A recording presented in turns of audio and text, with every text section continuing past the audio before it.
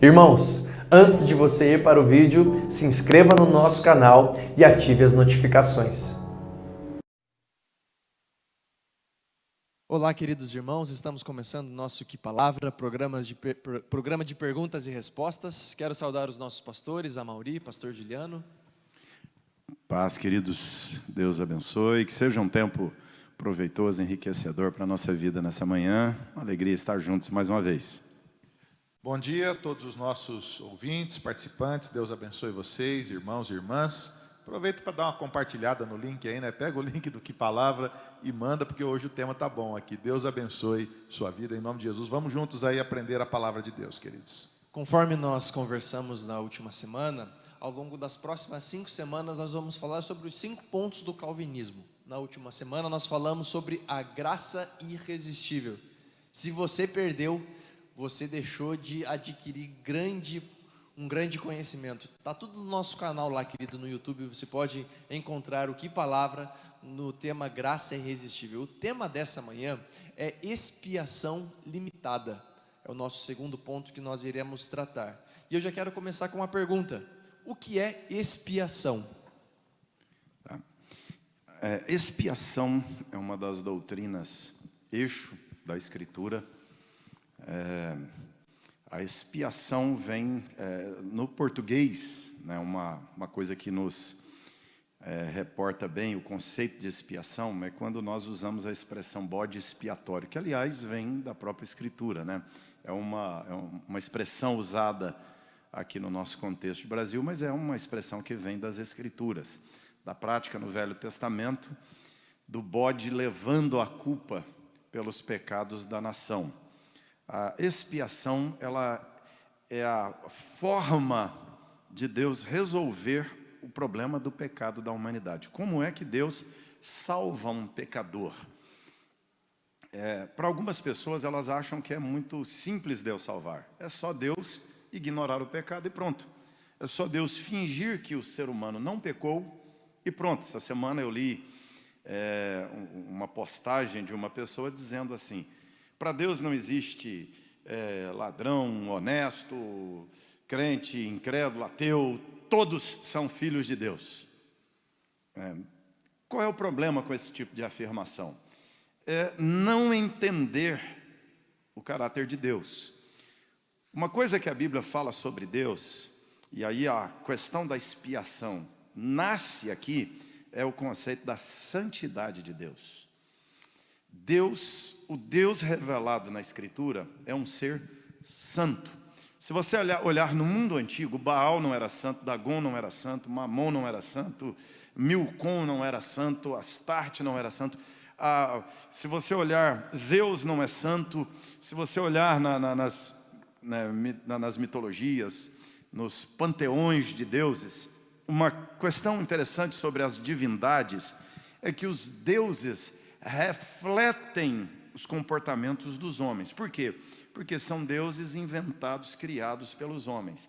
Então esses deuses são passionais, esses deuses mentem, esses deuses traem, esses deuses corrompem, enganam uns aos outros, disputam espaço, glória, primazia. É uma situação terrível da relação entre os próprios deuses. O próprio filho engana o pai, o próprio pai mata o filho. É uma situação complicada. O Deus revelado na Bíblia, ele é santo. E não somente santo, mas de acordo com o Trisságio, né, é um nível de santidade além daquilo que possamos imaginar, que é santo, santo, santo. É um Deus tremendamente santo. E nenhum pecado é admitido diante desse Deus. Nenhuma falha moral é admitida por esse Deus. E o problema é que o ser humano pecou, o ser humano caiu, o ser humano desobedeceu, o ser humano se ensoberbeceu, o ser humano se rebelou contra Deus e caiu.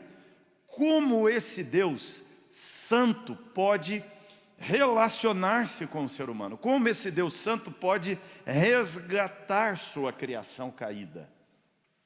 Não é só ele ignorar o pecado, porque se ele ignora, ele é cúmplice. Se ele ignora, ele é conivente com o pecado e ele não é santo.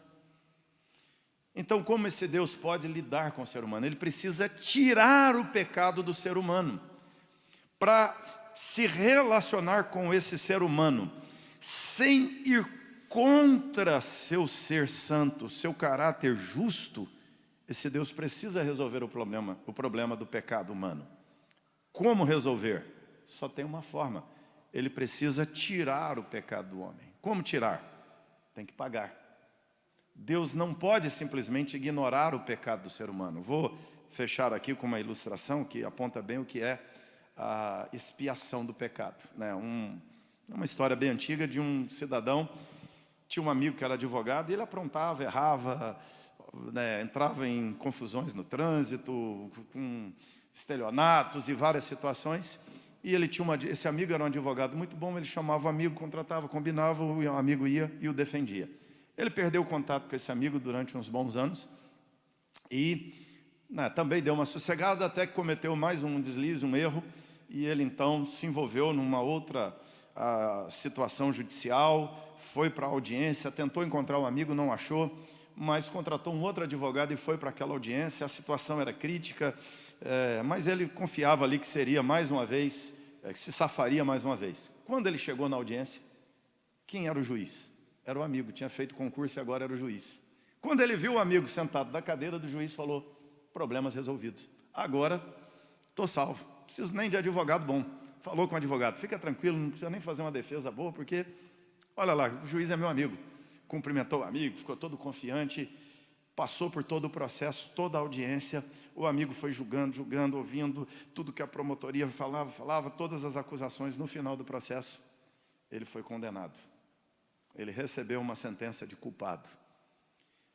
O crime que ele havia cometido daria vários anos de prisão, mas o juiz converteu aquilo numa multa. Só que o valor da multa é muito alto, ele não tinha como pagar. Então ele ficou ali, pasmo diante do amigo, olhando com aquela sensação de traição naquela audiência. E aí ele se levantou com aquele olhar condenando, fulminando o amigo, se sentindo traído, e levanta da audiência, algemado, arrastado pelos policiais, e sai dali pensando: eu não tenho dinheiro para pagar essa multa, serei preso, vou ser condenado. E quando ele sai, no caminho de saída do fórum, ele é levado até a sala do juiz. O juiz, quando ele entra, já entra acusando: você, meu amigo, me traiu, e revoltado e tudo. O amigo fica ali parado, ele termina de fazer aquele discurso. Quando ele faz a sua última fala, o amigo puxa um cheque do bolso e diz para ele: olha, você é culpado, eu não tenho como inocentá-lo. Eu sei que você é culpado, eu não posso te inocentar. Você cometeu um crime, esse crime tem que ser pago, mas toma aqui o cheque, vai lá e paga a multa, você está livre. Ou seja, nós precisamos entender, expiação é que Deus não pode simplesmente esquecer, perdoar e apagar nosso pecado. Nosso pecado precisa ser pago. Expiação é o meio pelo qual Deus pagou pelo seu pecado, para que nós pudéssemos ser salvos diante dele. Benção, graças a Deus. Segunda pergunta: Deus predestinou pessoas para o céu e também para o inferno? Essa é uma boa pergunta, né? O pastor Amaury começou a falar da doutrina da expiação, falando do preço que precisava ser pago, né, da reconciliação com Deus e da forma com a qual Deus chama os seus eleitos para a salvação, né? É preciso pensar na questão da pressuposição bíblica, né? Você precisa fazer a seguinte pergunta: a quem Deus escolheu? Essa é a pergunta bíblica, né? Quando você olha para o Antigo Testamento, né, a doutrina da expiação, ela é muito mais usada no Antigo Testamento, no sentido da imagem toda do sistema sacrificial que ela traz, né? E para que se dá o uso da doutrina da expiação, até que você tem o ápice desta expiação em Cristo Jesus e no perdão dos pecados na cruz do Calvário, nesse preço que foi pago por Cristo Jesus para a salvação dos eleitos, né? A doutrina da reprovação, o João Calvino chama essa doutrina de uma doutrina horrível, né? Porque de fato é uma doutrina muito difícil de ser compreendida. Mas sim, de fato, Deus, ao chamar os seus, ao eleger os seus, outros não são eleitos. Então eles são, sim, condenados, né? É interessante isso, né? Porque se a expiação nós conseguimos entender a partir da santidade de Deus, do caráter justo de Deus, Ele não pode, né, por sua própria natureza, simplesmente pegar o homem sujo e colocar no colo. Ele tem que limpar. Como limpar? O meio é a expiação, é tirar esse pecado desse indivíduo e colocar sobre outro, que é o cordeiro da expiação, que é Cristo Jesus. Quando João vê Jesus, diz: é o cordeiro de Deus que tira o pecado. Como tirar? Ele teve que pagar pelo pecado. Agora, quando falamos de dupla predestinação, aponta para a eternidade de Deus, né? Na expressão de Calvino, é uma doutrina horrível. Mas nós temos que entender que falamos de um Deus eterno. E se nós pensarmos numa perspectiva tanto calvinista como arminiana, não tem jeito de fugir disso. Porque vamos pensar o que o arminiano diz. O arminiano diz que Deus criou o ser humano, que o ser humano não perdeu totalmente a sua capacidade de fazer escolha, que ao ouvir o Evangelho, ele tem uma capacidade de fazer ali uma escolha e vai exercer seu livre-arbítrio escolhendo ou não, e vai ser salvo ou não salvo de acordo com a sua reação ao Evangelho. O que o calvinismo diz? Que o sujeito foi eleito, a graça vai operar irresistivelmente em cima do eleito, e ele vai crer e será salvo. O não eleito, a graça não vai agir de forma irresistível sobre ele, e ele não será salvo. Mas, se nós pensarmos que Deus vai criar na eternidade, vamos pensar aqui no cenário, Deus está na eternidade criando. Agora, vamos pensar na eternidade antes, Deus criando. Agora, dá um salto e vai para a eternidade depois. A história já aconteceu, tudo já se passou, e Deus já habita a eternidade futura também. Porque a eternidade é atemporal, não tem tempo. Ou seja, Deus está no passado, no presente e no futuro. Deus já está lá. Deus já vivenciou tudo que aconteceu. E nada do que aconteceu vai mudar. E Deus decide criar. Ou seja, tudo já está destinado do jeito que será na eternidade.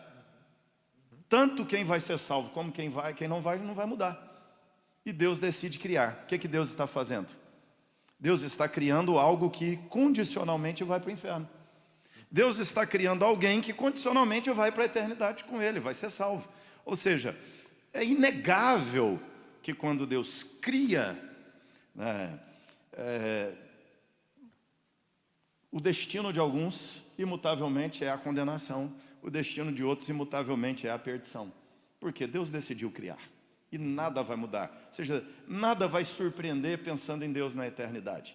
É diminuir Deus, pensar num Deus que está aqui vivendo hoje, torcendo para que o fulano, o Antônio, a Joana, entenda o Evangelho e creia nele, e ele não sabe quem não vai crer, ou isso não passa por um controle de Deus, de quem vai crer e quem não vai crer. Pelo contrário, Deus tem o comando de tudo isso. Ou seja, a doutrina da soberania de Deus, antes de tudo, é a doutrina da eternidade de Deus. Só uma coisa que me ocorreu também, é que geralmente essa pergunta é uma pergunta muito complexa, né? Ela é uma pergunta muito complexa. Por quê? Alguns creem na predestinação única, né? E quando a gente fala assim, quem acredita no livre-arbítrio, não acredita na predestinação? Acredita na predestinação. Só que a doutrina arminiana, ou nós já explicamos aqui em outras aulas, né, o que é o arminianismo. O arminianismo é basicamente a doutrina daqueles que acreditam que o homem escolhe Deus e que não Deus escolhe o homem. Está basicamente ligado à questão esta da salvação. Geralmente eles creem numa predestinação única, que é condicional à escolha do homem, né? Então é como se Deus tivesse, é um semi-universalismo. Deus escolheu todo mundo, né? É como se Deus tivesse colocado a mesa, pega a comida quem quer, né? Quem tiver com fome, pega a comida. E essa não é uma doutrina bíblica, né? O problema é que geralmente na discussão e na cabeça de quem está lá em casa agora, talvez a pergunta seja assim, tá, então Deus é mau, né? Porque se Deus reprovou alguns, Deus é mau. Não, pelo contrário, Deus é bom, todos estavam reprovados, né? Então, a parte horrível da doutrina, né, que está ligada ao decreto de Deus, ao decreto eterno de Deus, como bem lembrou o pastor Amauri, ela está mais conectada ao estado que o homem se colocou por causa do pecado, né? Então, quem se condenou foi o homem, né? A reprovação já é o estado natural do homem, né? Nesse sentido, outras perguntas surgem. Essa é uma doutrina muito complicada. Por quê? Eu posso fazer mais perguntas. Quando Deus elegeu, então? Deus elegeu antes da fundação ou depois da fundação do mundo? Se Deus não escolhesse, ele seria justo diante do pecado, né? Se Deus, uma outra coisa, se Deus não salvasse ninguém, ele seria justo. Se Deus não salvasse ninguém, tá bom, Adão, você escolheu esse caminho aí, você e Eva, fiquem com a escolha de vocês.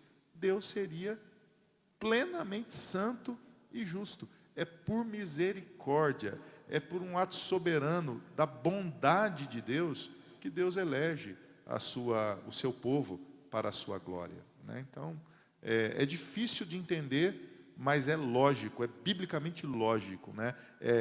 Quando você percebe a doutrina da soberania de Deus, dos decretos de Deus, da justiça de Deus, a dupla predestinação faz todo sentido. A Rita de Cássia pergunta então Deus permite um ser tão mau ao ponto de estuprar uma criança?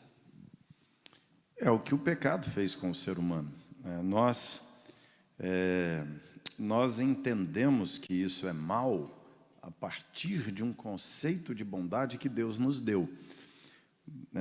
Ou seja, o ser que está aí estuprando uma criança é uma criação divina e está aí. Deus permitiu e está aí. O que nós não conseguimos, por vezes, compreender na Bíblia é que Deus ainda não criou o que Ele está querendo criar. Ele está criando, que é uma humanidade semelhante a Cristo Jesus, que virá da redenção na eternidade com Deus.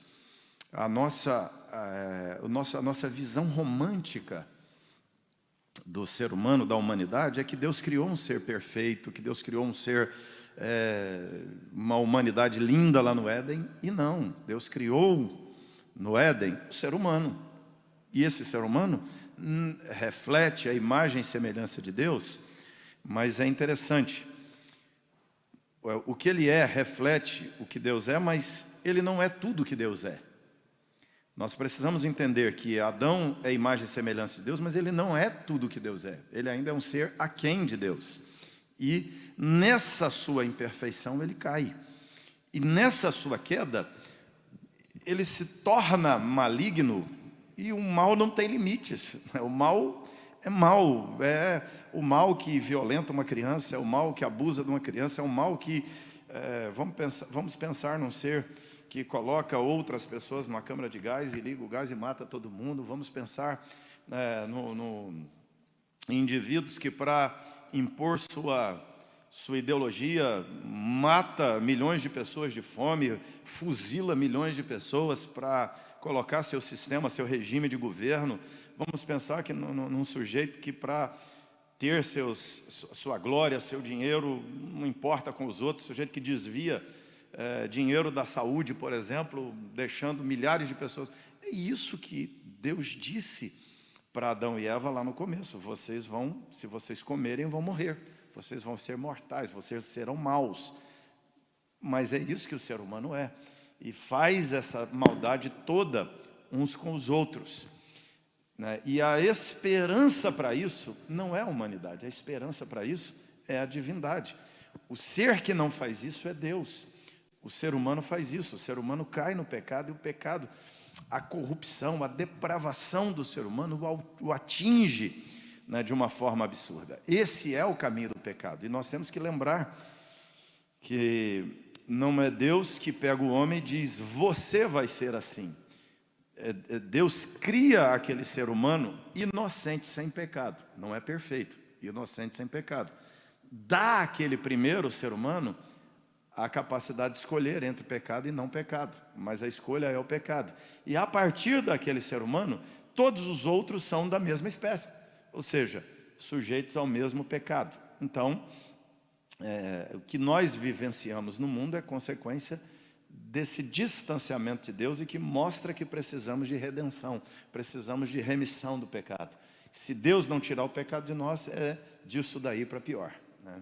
O povo assim, essa é uma grande pergunta, né? Deus permite o mal, né?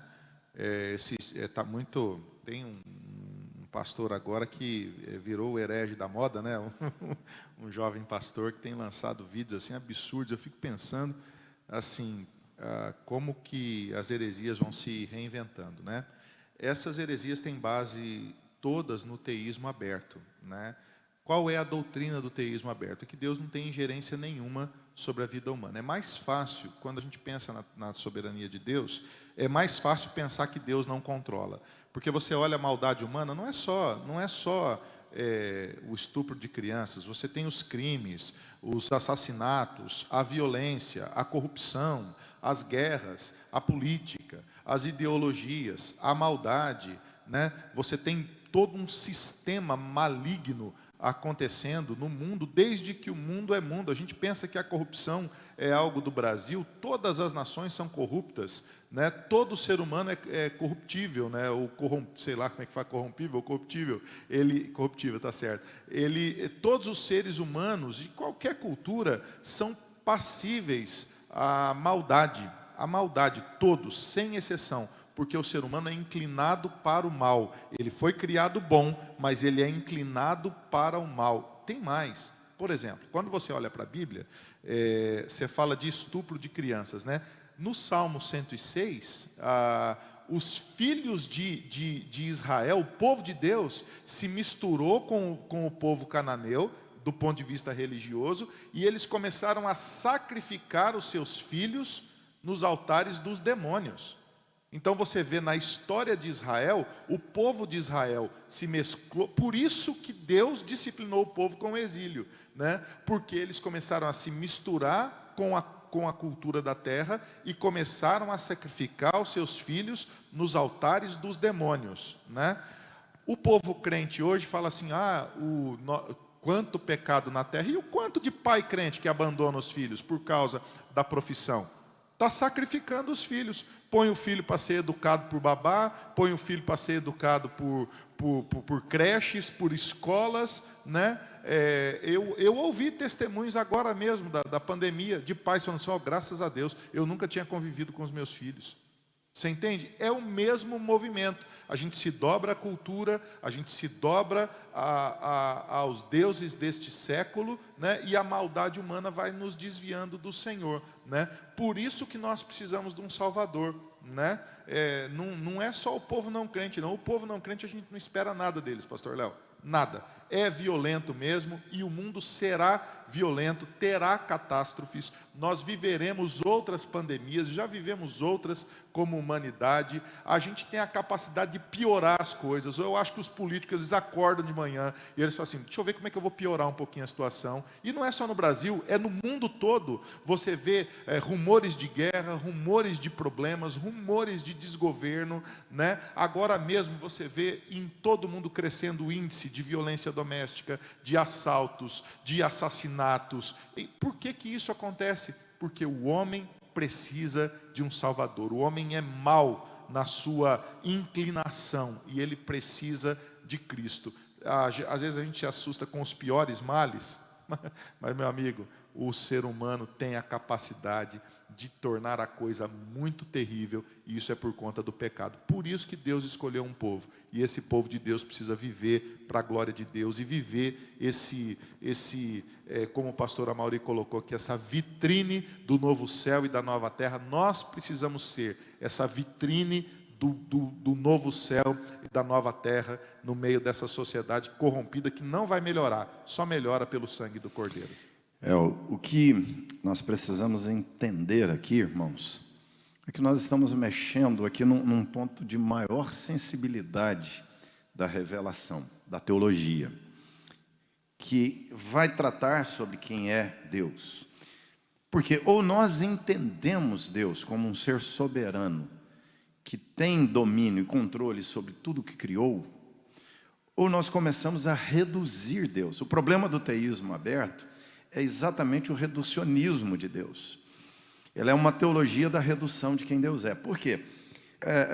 Por não conseguir conceber a ideia de um Deus soberano, e por achar que se Deus criou, sabendo que ia ser assim, e Deus criou assim, Deus é frio, Deus é mau, Deus é calculista, Deus é insensível, né?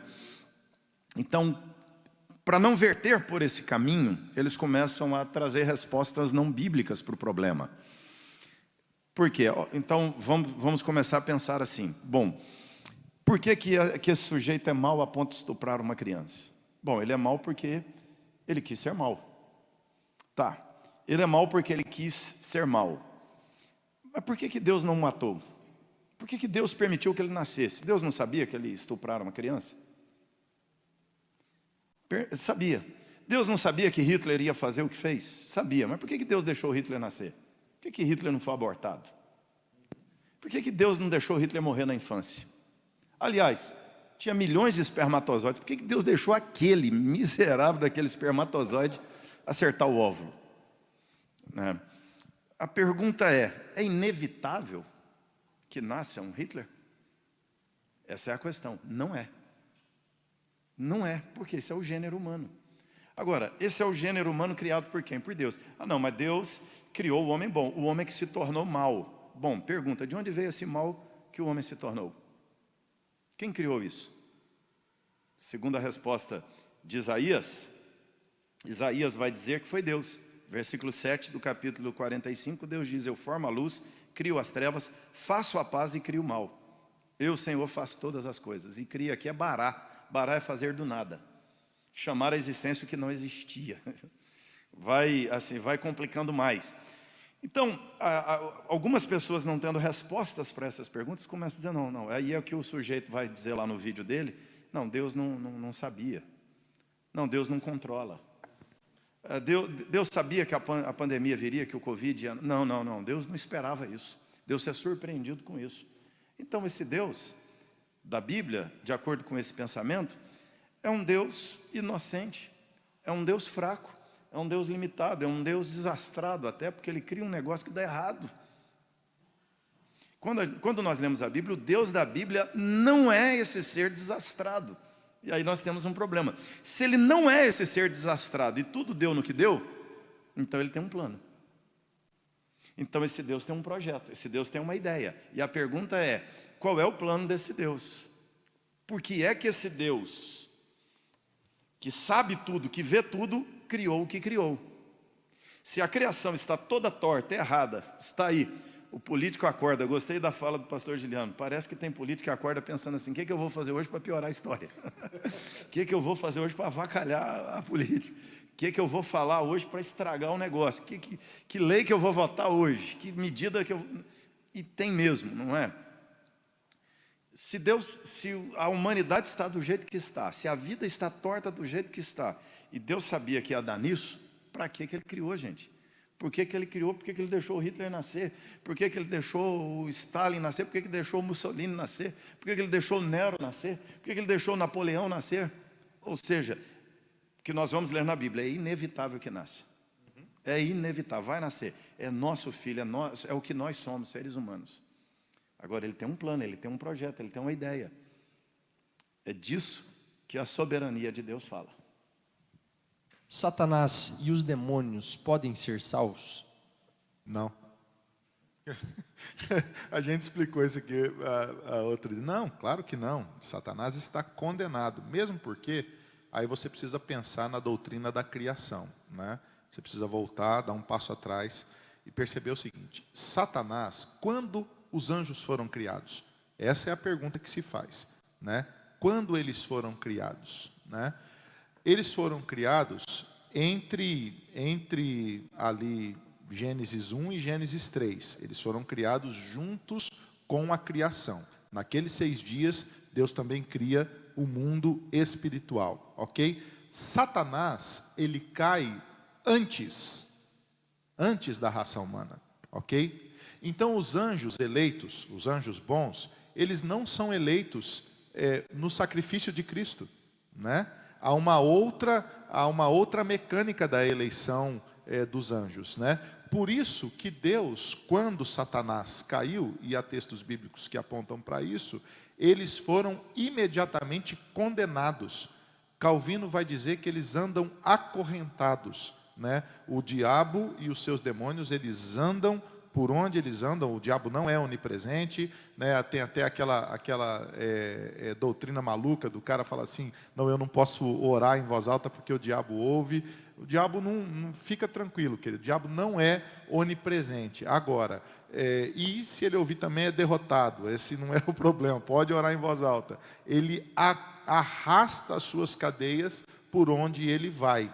O destino dele é o abismo, né? A Bíblia usa essa palavra. Ele é o Abaddon, o anjo do abismo. Ele será condenado definitivamente ao abismo. A Bíblia fala disso, Apocalipse 12, a Bíblia fala disso em outros lugares, dessa condenação final do diabo e dos seus demônios. Então não há salvação para o diabo. Deus não pode se arrepender no fim e salvar a todas as pessoas? Afinal, Ele é um Deus de amor. Então, isso é um reducionismo de quem Deus é. Ou seja, Deus não sabia que ia dar no que deu. É interessante quando vem essa pergunta assim: Deus permite um ser tão mau? Ou seja, infelizmente, é o que está aí. Ou seja, sem a permissão de Deus, esse ser mau não existiria. Sem que Deus permitisse, a existência não aconteceria, né? Então, como nós dissemos, Deus tem um projeto, Deus tem um plano. Deus arrepender no final é dizer que é a teologia do fracasso divino. E aí vamos pensar, se Deus se arrepende no final e perdoa todo mundo, a pergunta é: o homem vai deixar de ser mau? Aí o que Deus vai fazer? Vai criar um novo céu, uma nova terra, e o Hitler estará lá, o Herodes estará lá, o Nimrod estará lá, o Mussolini estará lá. O que vai acontecer nesse novo céu? Isso vai ser um inferno. Satanás estará lá perdoado. A pergunta é: Satanás vai deixar de ser Satanás? Hitler deixaria de ser Hitler voltando à vida e tendo a chance nova de nova existência? Ou ele continuaria com a sua teoria da raça limpa? Ou seja, vamos pensar nesse céu, que é o céu que Deus arrependeu de tudo e salvou todo mundo no final. É um inferno. E a Bíblia diz que Deus criará um novo céu e uma nova terra. Não é um velho céu e uma velha terra. O velho céu e a velha terra é o que nós estamos vivendo. O novo céu e uma nova terra tem que ser sem mal. Como ter ausência do mal lá na frente? Quando Deus diz eu crio o mal, porque foi Ele que criou Satanás. Foi Ele que criou os anjos caídos. Foi Ele que criou esse homem maligno. É Ele que criou essas pessoas malignas, que muitas delas queriam até fazer o bem, né, mas eles não sabiam a diferença de bem e mal. E o que eles chamavam de bem era o mal. Quando Hitler faz o que faz, ele quer fazer o bem. Mas o problema é o conceito de bem que ele tem. O conceito de certo e errado que ele tem. Esse é o problema dele. Esse é o problema do ser humano. Ele quer fazer o bem, mas ele faz o mal querendo fazer o bem, porque ele acha que o bem é mal e o mal é bem. Ele inverte a ordem. Então, a resposta a essa pergunta é não. Deus não vai se arrepender, porque quando Deus cria na eternidade, Ele já sabe exatamente no que dará durante o temporal, e Deus tem o seu objetivo da eternidade depois da temporalidade. Deus já habita o futuro e já sabe no que dará, e Deus cria aqui por causa do resultado que terá aqui no futuro.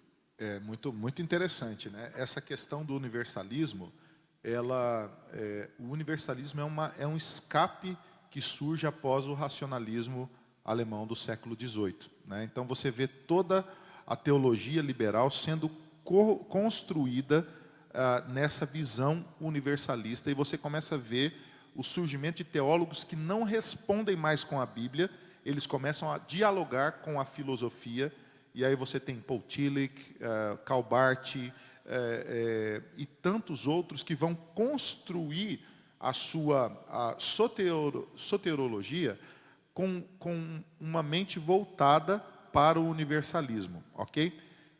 Onde isso vai dar na cultura hoje em dia, né?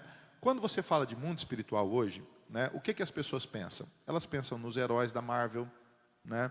Elas pensam nos contos de fada da Disney, nos gnomos, nos duendes. O mundo espiritual é voltado para essa coisa mitológica, ok? Quando você volta para a sociedade hoje, então tá, mundo espiritual é mitológico. Quando você olha para a sociedade, quais são as virtudes hoje da sociedade? Tolerância, né? A tolerância hoje é um ídolo, né? Você não pode mais falar que ninguém está errado, né? O governo fala, o filho não pode disciplinar, o pai não pode disciplinar o filho, né? O professor não pode disciplinar o aluno, né? Você não pode mais dizer para a pessoa, ridículo isso aí que você está fazendo, porque é bullying, é uma ofensa, né? Você tem a tolerância e a identidade como um ídolo. O sujeito se levanta e fala assim, eu posso ser o que eu quiser, né? E aí você vê surgir um novo gênero, né? Até porque a pessoa se diz, não, eu sou homem, mas eu quero ser chamado de mulher. E eu que tenho que me virar para entender na minha mente, não, peraí, não é o Pablo, é a Pablo, né? E aí e a mídia, a imprensa, a televisão, os artistas caminham nesse caminho da tolerância. Quando vem, e aí eu não estou falando da intolerância às pessoas, eu estou falando da verdade da fé cristã. Quando você traz isso para a fé cristã, né, e combinado à doutrina do universalismo, você começa a gerar uma pregação enfraquecida.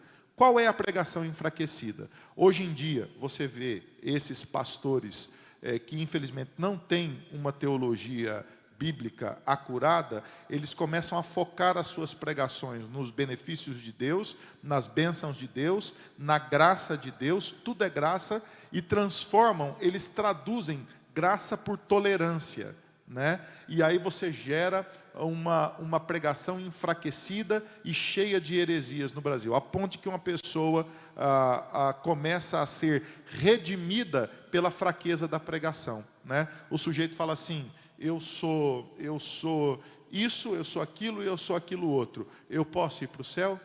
O pregador da tolerância fala assim, claro,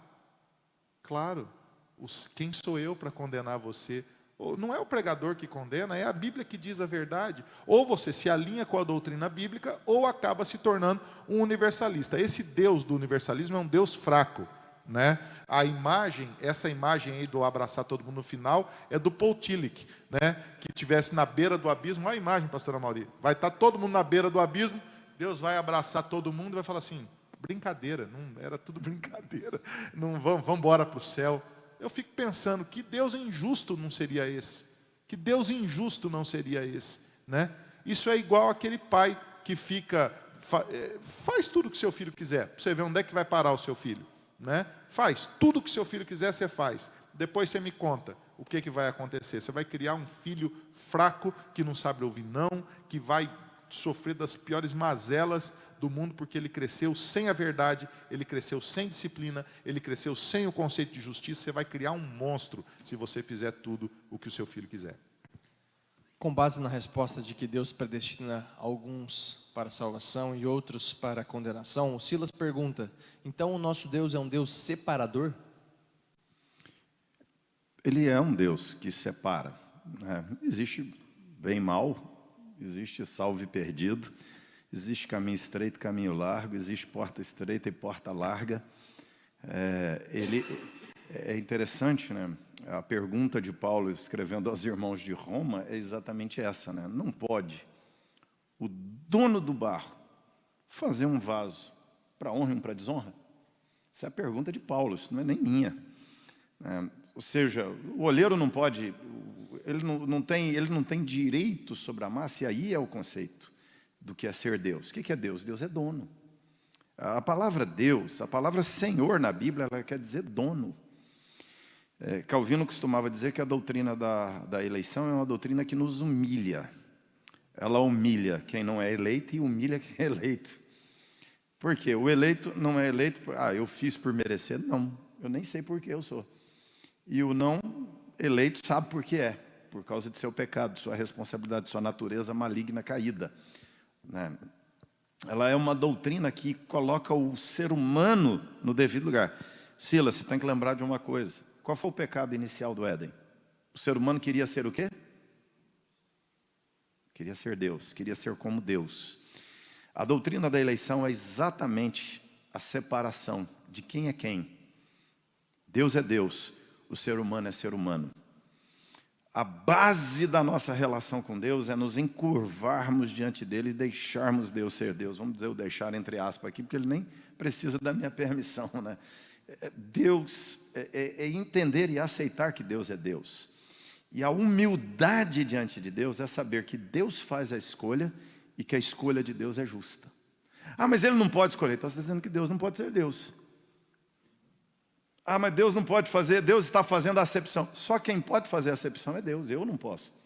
Por que eu não posso fazer? Porque eu sou igual. Agora, Deus pode fazer a acepção. Por quê? Porque Deus é superior. Porque Deus é Deus, porque Deus é dono. Porque Deus sabe quem é quem. Porque Deus julga com retidão. Porque Deus não erra na escolha. Eu erro. Eu julgo e meu julgamento é com base na superficialidade. O julgamento de Deus é com base na justiça, na retidão, no amor, na bondade, na misericórdia, na capacidade de onisciência. Então, Deus escolhe.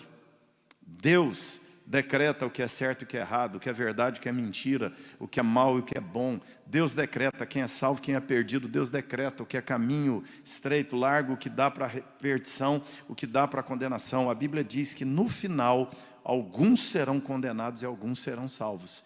E que quem decide isso é Deus e não eu. A expiação ser limitada não limita o poder de Deus? Não há relação entre pelo contrário, né? A expiação ilimitada é que reduziria o poder de Deus, né? Porque reduziria a eficácia da morte de Cristo na cruz. Por quem Cristo morreu, né? Se eu digo que Cristo morreu por você, pastor Léo, e você diz assim, não quero, né? Não faz diferença nenhuma para mim. Eu morri à toa, Cristo morreu à toa. Você entendeu? Essa, numa linguagem simplificada, né, a visão contrária é que beira o universalismo e torna ineficaz a morte de Cristo na cruz. E pelo contrário, por ser soberano, é que a expiação é limitada. Deus nos escolheu nele antes da fundação do mundo. É por isso que o poder de Deus, a soberania de Deus, o decreto de Deus, ele é evidenciado nessa doutrina, né? É interessante, né, que há um tiro errado aí, quando as pessoas acham que Cristo morreu por todos, que é, o que nos condena? É a rejeição ao sacrifício de Cristo? É a rejeição ao sacrifício de Cristo que nos condena? Não. O que nos condena é a queda em Adão. Nós já estamos condenados. E as pessoas pregam o Evangelho onde o que condena é a recusa da mensagem do Evangelho. Isso é um erro. Isso não é o que a Bíblia diz. Então, por isso que as pessoas entendem que a morte de Cristo é por toda a humanidade. E ao rejeitar a obra de Cristo, as pessoas são condenadas. Não é essa a mensagem da Bíblia. O que a Bíblia está dizendo é que nós estamos condenados e a forma de Deus expiar nossos pecados, sem ser cúmplice do nosso pecado, sem se sujar com a nossa sujeira, é tirar de nós a nossa sujeira, é tirar dos salvos o seu pecado. Como Deus tira do salvo o seu pecado? Aplicando nele a obra de Cristo. Então, por quem Cristo morreu? Para o salvo. Vamos pensar aqui, meu querido, se você é arminiano ou calvinista, a resposta tem que ser a mesma. Mesmo sendo arminiano, eu tenho que entender que a morte de Cristo é para os salvos. Ou eu sou arminiano, entendo que a morte de Cristo é para quem aceitar, ou eu sou calvinista, entendo que a morte de Cristo é para quem Deus elegeu. Não tem como entender que a morte de Cristo é para todo mundo. Aí eu vou cair no universalismo. Se Cristo morreu por todo mundo está perdoado. Porque a morte é eficaz, a morte basta, a morte é suficiente para aplacar a ira de Deus conosco, para tirar de nós o pecado.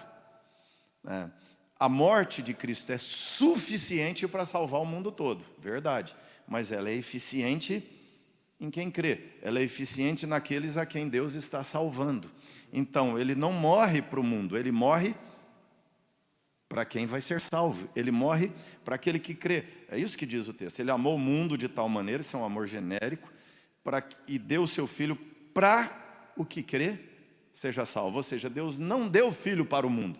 Deus deu o filho para os crentes. Deus deu o seu filho para os que crerem. Em Tito 2, versículo 11, o apóstolo Paulo escreve que a graça se há manifestado trazendo salvação a todos os homens. Como explicar a expiação limitada neste texto? Pode ir lá. Eu terminei, fala você. Não, é que eu tinha respondido antes, você só tinha como. Manda bala, pastor. É nesse sentido, né, que a graça se manifestou salvadora a todos os homens. Ou seja, aqui o todos os homens quer dizer, a graça se manifestou diante da humanidade. A graça não se manifestou só para o judeu, a graça não se manifestou só para o salvo. Ou seja, a obra da redenção se dá no palco do mundo, se dá no cenário do universo, do mundo. Então, a obra acontece no cenário da humanidade. Não é, quando Paulo está dizendo ali que a graça se manifestou salvadora a todos os homens, ele está dizendo que a graça se dá na história da redenção, não é algo velado, é algo que aparece na história humana, nesse cenário da vida humana, nesse entre eternidades passada e futuro, se é que podemos dizer eternidade futura, mas na temporalidade, no espaço-tempo, no espaço e tempo, aqui a graça se manifestou na história da redenção, na história humana. Então, não é que a graça salvou todos os homens. Se eu interpretar isso, eu vou dizer que esse versículo de Paulo está indo contra todos os outros versículos de Paulo, quando ele diz que, ele fala, de fora ficarão os cães, os feiticeiros, lá ele vai dizer, a parte que cabe, ele vai dizer para essas pessoas, é a condenação. Se Paulo está dizendo que a graça se manifestou salvadora a todos os homens, e isso quer dizer que ele salva todos os homens, aí Paulo se contradiz no resto.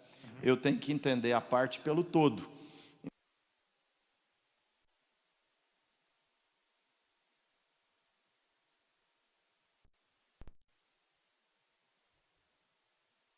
Agora, normal, todo mundo ouvindo. Foi? Então, A mesa de som deu problema. tá. Então, quando Paulo diz a graça se manifestou salvadora a todos, quer dizer, ele está falando de uma salvação a todo gênero de ser humano. Judeu é salvo, gentil é salvo, brasileiro é salvo, americano é salvo, inglês é salvo, alemão é salvo. Aqui tem a ver com todo gênero de ser humano, ou seja, com toda etnia, falando da universalidade da salvação, não do universalismo da salvação. Catolicidade. É a catolicidade, né? A salvação se manifesta não só para judeu e gentio, não só para judeu, mas para judeu e gentio. E a salvação acontece aqui no palco da história da humanidade inteira. Tem só fazer um exercício de hermenêutica aqui com o pessoal, e assim, aproveitar, né, a resposta do pastor Amauri para também ensinar um negócio para as pessoas que têm dúvida com relação a isso, né? A graça se manifestou a todos os homens, porque Deus amou o mundo. Você tem textos que muitas vezes o pensamento arminiano se apoia, são poucos, né? Esse é um dos textos controversos, mas você precisa olhar o contexto do texto, né? Quem são esses todos que a Bíblia fala, né? Se você olhar para o versículo 11, eu estou com a Bíblia aberta aqui, diz, porquanto a graça de Deus se manifestou. Esse porquanto liga com a perícope anterior, ok? Na perícope anterior, dos versículos 1 a 10, olha o que Paulo fala. Paulo está ensinando Tito a ser pastor em Creta, ok? O povo de Creta, irmãos, cretino, né? No sentido etimológico da palavra. É daí que vem a palavra cretino, porque o povo lá era sem caráter. Tito foi colocado num ambiente difícil de ser pastoreado.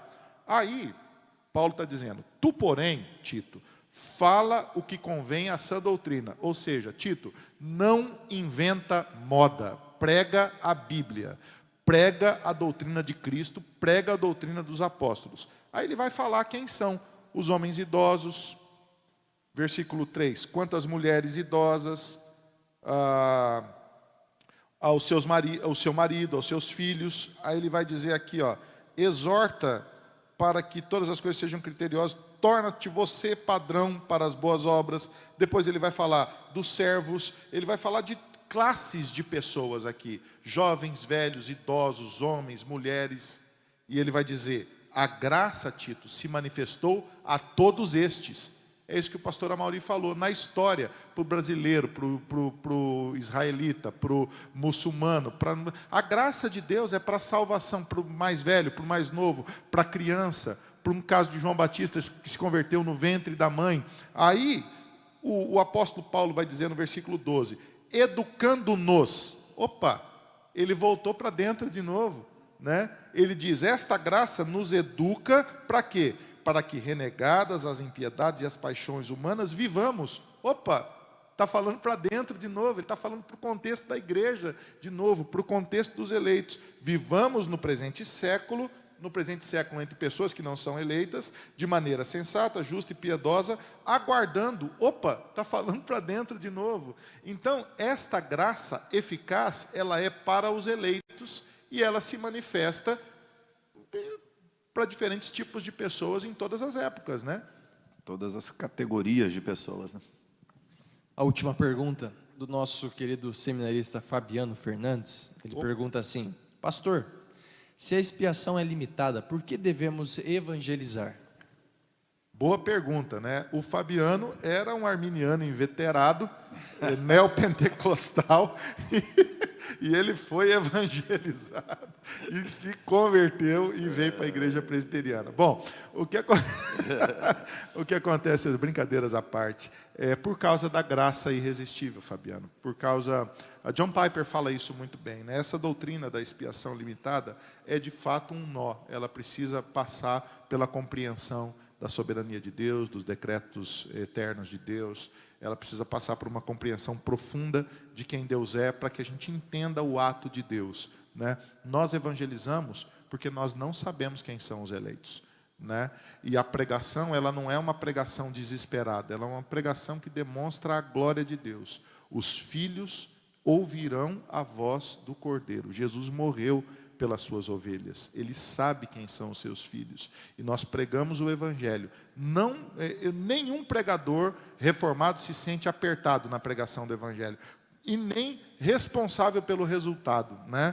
Nenhum pregador reformado sai do culto dizendo, hoje o culto foi bom. Hoje... Não, se ele expôs a Escritura com fidelidade, o Evangelho está solto e Deus faz o que Ele quiser. Por isso que a gente não pode parar de evangelizar, porque nós não sabemos quem são os eleitos, né? E a pregação, né, é o como de Deus, é o meio da salvação, né? Ou seja, é como ela vai se processar e acontecer, é sob a pregação, né? A expressão de Paulo, a fé vem pelo ouvir a palavra, né? Nós vamos perceber na própria história da redenção continuada lá em Atos, né? O dia a dia da igreja tem que ser aquele. É a missão, é o alcance, é o fazer discípulo de todas as nações. Isso vai acontecer através da pregação. Quando o evangelho é proclamado, ele vai cumprindo o objetivo, né? O Velho Testamento compara, né, com a chuva cai e ela rega a semente e a semente brota. A pregação do evangelho é essa água que vai fazer brotar a semente que Deus planta no coração daquele que crê. Essa graça irresistível vai se processar sobre a pregação do Evangelho. Nós temos que pregar, porque nós sabemos que é por esse meio que a proclamação do Evangelho que a salvação vai se processar. Nós não pregamos o Evangelho com uma responsabilidade de salvar ninguém.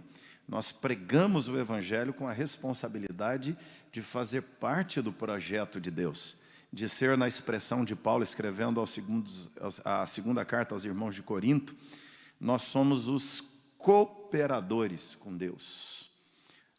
E aí precisamos entender, quem está fazendo a obra da salvação é Deus, não é a igreja. Não é a igreja que salva, é Deus que salva. É uma obra de Deus no mundo, não é a obra da igreja. O que nós somos? Cooperadores. Nós vamos ajudar Deus. Olha que privilégio, olha que honra. Ele precisa? Não. Às vezes até atrapalhamos, mas Deus decidiu nos usar e nos deixar cooperar com Ele. Decidiu nos fazer embaixadores dEle. E aí Ele vai nos usar na obra da redenção. Nós vamos pregar e a reconciliação, o ministério da reconciliação se desenvolve, né, Deus nos usando, mas o ministério é de Deus, a obra da reconciliação quem faz é Deus, e Deus nos permite, gente, nós precisamos entender uma coisa, pregar o Evangelho não é uma obrigação, pregar o Evangelho é o mais nobre privilégio que nós podemos ter na nossa vida, é uma honra pregar o Evangelho, cooperar com o que Deus está fazendo, ser usado por Deus para Deus fazer o que está fazendo. Isso me impulsiona. Eu quero pregar para todo mundo, eu quero pregar em todo lugar, eu quero falar diante dos povos muçulmanos, eu quero falar para os hindus, eu quero falar para os ateus, eu quero falar para os místicos, eu quero falar para o vizinho promíscuo, eu quero falar na cadeia, eu quero falar no hospital, eu quero pregar nos centros, eu quero pregar em todo lugar, porque é uma honra. Eu tenho que entender que é um privilégio, antes que uma obrigação. A Eliane Alves diz assim, essa parte do Que Palavra é uma bênção, muita instrução e ensinamento. Aprendo muito com os temas diversos. Deus abençoe a todos. Olha que bênção. Queridos, nós chegamos ao fim do nosso Que Palavra dessa manhã, lembrando que logo à noite após o nosso culto, nós também teremos o Que Palavra, e o Que Palavra do domingo à noite, você já sabe, é tema livre. Então você já pode enviar as suas perguntas, que certamente os nossos pastores irão respondê-las. Queridos, quero agradecer a presença e a participação, a audiência de cada um dos irmãos. Obrigado porque vocês estiveram conosco. Que Jesus abençoe a sua casa, principalmente as nossas queridas mamães. Parabéns, mamães. Eu sou o pastor Léo, você pode me encontrar nas redes sociais pelo nome de Leonardo Tobias. Que Jesus te abençoe. Queridos, hoje o macarrão com frango é especial, né? Hoje é o Dia das Mães, Deus abençoe a minha esposa Ana Paula, lá em casa, Deus te abençoe, meu bem, feliz Dia das Mães para minha mãe também, lá no Paraná, que está escondida do Covid-19, lá em Ubiratã, nem o Covid vai achar onde é que é Ubiratã, então está segura, a cidade é tão pequenininha que não vai achar, muita gente querida, as pessoas acompanham a gente lá, viu, pastora Mauri? É uma coisa boa demais, né? Assim, eu recebo muito feedback lá do Paraná. Deus abençoe vocês. Deus abençoe, viu, mãe? Vou deixar você fazer aquele salpicão maravilhoso uma outra hora para a gente. Deus abençoe as mamães todas que estão no Que Palavra aqui. Que Deus abençoe. Tomara que seja o seu marido que esteja na cozinha hoje, dando uma folga para você, os seus filhos, né?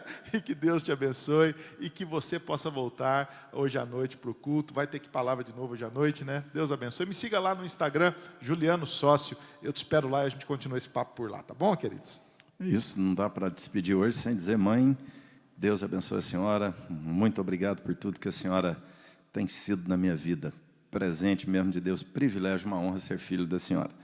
E Dona Maria, lá em Betim, confinadinha lá também, por causa da idade, né?